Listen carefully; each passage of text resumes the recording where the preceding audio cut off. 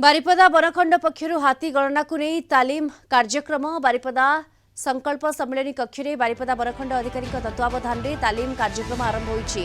राज्य में आसंता 14-15 2 दिन धरी चलिबो हाथी गणना कार्यक्रम।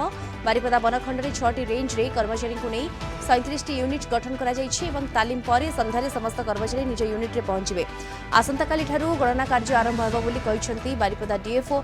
गणना पर 19 तारिख रे रेंज एनालिसिस करा जिवो। 22 तारिख सर्कल एनालिसिस पर राज्य को गणना रिपोर्ट पठा जिवो।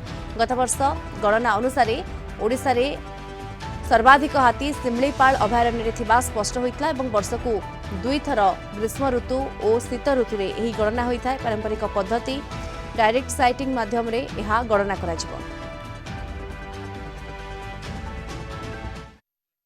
ए ट्रेनिंग माध्यम रे आमे सेमानकु किभଳି भाबरे आमे डायरेक्ट साइटिंग मेथड हाथी को देखिबे एवं गणिबे।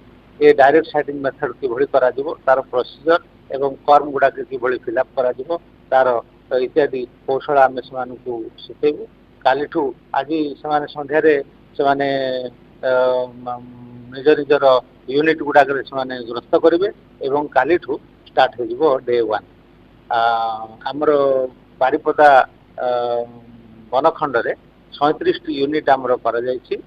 6टी रेंज रे 37 यूनिट रे मचान करी सेमाने विभिन्न कन्स्पिक्यूअस पॉइंट गुडा करे जगी रहिबे आ हाथी को देखिबे एवं गणति करिवे।